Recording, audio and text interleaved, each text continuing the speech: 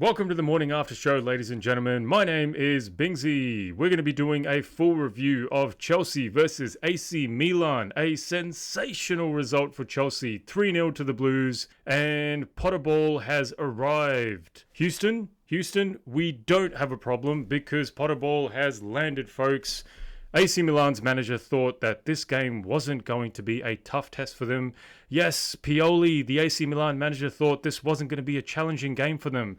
Well, eat some of that, Pioli. And even if you're not hungry, mate, then we were hungry and we were feasting on the field. Pasta, ravioli, spaghetti, gnocchi, you name it, we were cooking it. Chelsea are now second in their group in the UCL.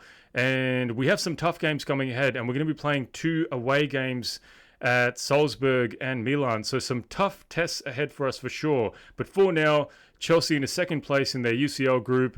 And let's kick into the match review itself. Stay tuned and let's do this. Graham Potter set up Chelsea in a 3-4-3 formation to start with, but this eventually changed to 3-5-2 as the game progressed. A couple of new additions to the lineup. We haven't seen them in recent games. Kalulu, Koulibaly and Ruben Loftus-Cheek getting their first starts under the new manager. And I thought both of them performed quite well. Koulibaly was a little bit shaky and nervous at the beginning, but Ruben, since the get-go, was fantastic. We haven't really been starting games well, have we, recently? And that was a similar theme in this game as well, as it was quite nervy at the beginning. The first 15-20 minutes were essentially piss poor by us, but we got our goal around the 30-minute mark. Wesley Fofana in the box after a set piece, gets his first goal, absolutely delighted for the kid, but unfortunately we lost him to a really bad injury by the looks of it as he left the field on crutches. And we're supposed to be getting some test and scan results back today, so fingers crossed we get some good news and Wes Fofana is not out for a long time. This just keeps happening to us all the time now, doesn't it? It's just our luck as Chelsea fans. Every single time we have a standout performance or we make a statement win, we unfortunately lose someone to injury. It's happened with Kante, it's happened with Chilwell, REECE James, and now it's Fofana. So it is what it is. We move. Folks, all across the pitch today, 7s and 8s everywhere. I thought everyone had a good game. Some of them had a great game, but essentially 7 or 8s all across the pitch itself. I thought Kepa was solid, made a great save. Thiago Silva was just doing Thiago Silva things. REECE was outstanding. He's pretty much the world's best right back at this point of time.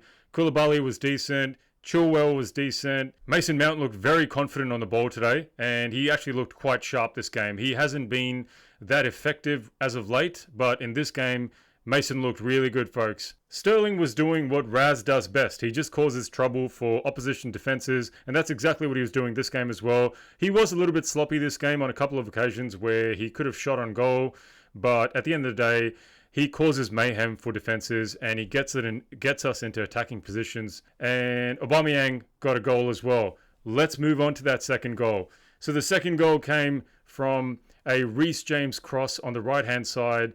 And Aubameyang, beautiful finish on the volley.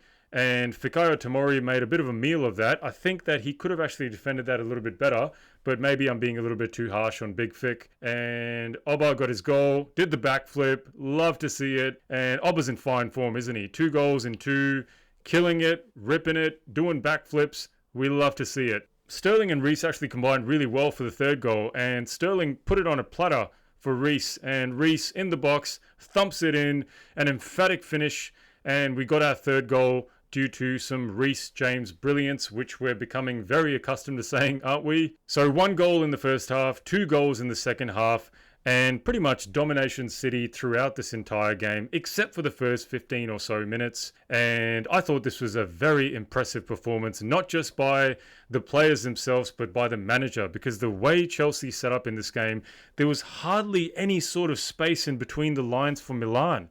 I thought we were tactically flawless in this game, and I thought our substitutions were on point as well. They helped us to dictate and close off the game without any sort of trouble in the latter stages of the game.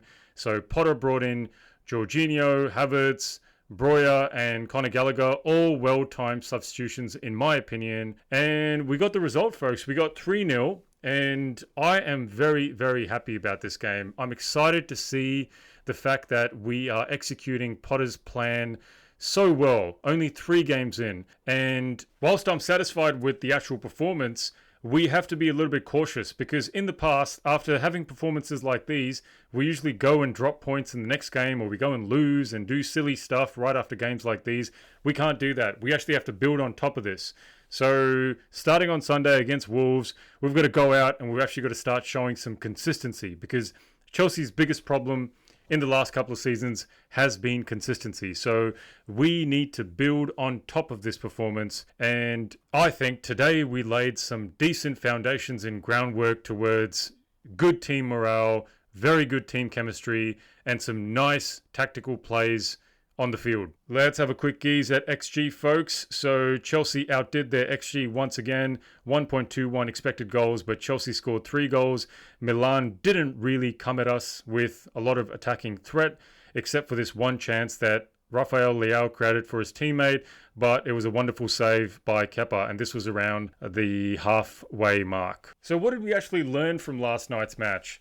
I'm going to highlight 3 key points as always. The first thing I want to talk about is football Twitter. Mason Mount scored a goal that was ruled offside, a beautiful chip finish that was disallowed by the linesman, and we had Chelsea fans jump on Twitter and voice their celebrations and celebrate the fact that one of our goals has been disallowed because of all of their agendas and all of their hate towards Mason Mount. This is a new level of toxicity, and this needs to stop straight away. How can you call yourself a Chelsea fan if you are actually celebrating one of your players' goals being disallowed just because you have an agenda against Mason Mount? You have the right to criticize Mount, you have the right to praise Mount if you want, but celebrating a disallowed goal just to push your own agenda? This is a new low for Chelsea fans. And no one's going to talk about this on YouTube because everyone's a bloody politician on YouTube these days, but I'm just a small YouTuber, so come at me, boys. A lot of people give stick to people like Johnny Minerals, who are very positive and who back Mason Mount regardless of how he's performing. And we actually need more people like Johnny Minerals in this fan base who stick with players and coaches through thick and thin. And on the opposite side of that whole spectrum, we have people like Rory Jennings, who is a classic contrarian. Essentially, all he's going to do is voice an opinion that is against normal opinion or against popular belief. And you know what? Everyone has a right to criticize. Everyone has a right to praise. But this toxicity against Mason Mount needs to stop. These people celebrating a disallowed goal from Mason Mount, they've never kicked a ball in their life, or they're not good enough to play football, because football is a team sport. It's not individual FC. We've got 11 players on the pitch. Back them. I'm not asking these lot to celebrate Mason Mount's goals or give him flowers all the time or anything like that. All I'm asking them to do is have a hard, long look at yourself in the mirror. Because if you call yourself a Chelsea fan, but you celebrate disallowed goals for Chelsea, then you're not a real one, mate. Anyways, enough about those scumbags. Let's move on to my second point, which is about Rafael Leao.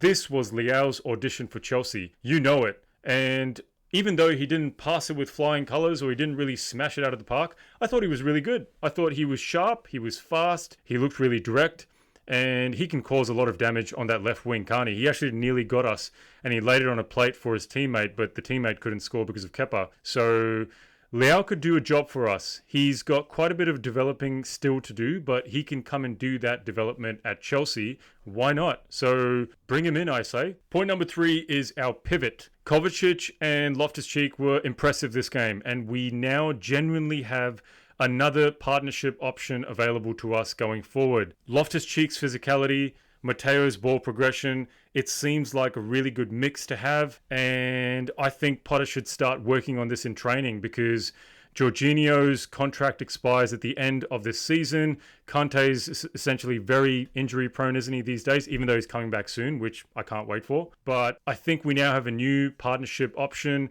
and this is something we should explore because we looked really good in the middle of the park today.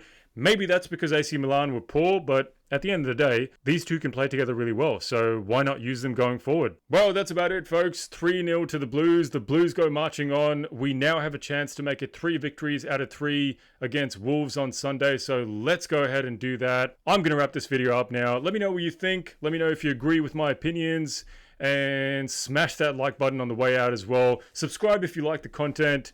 Much appreciated for checking out this video and clicking on this channel, and I'll see you next time. Take care, have a good one, and peace out.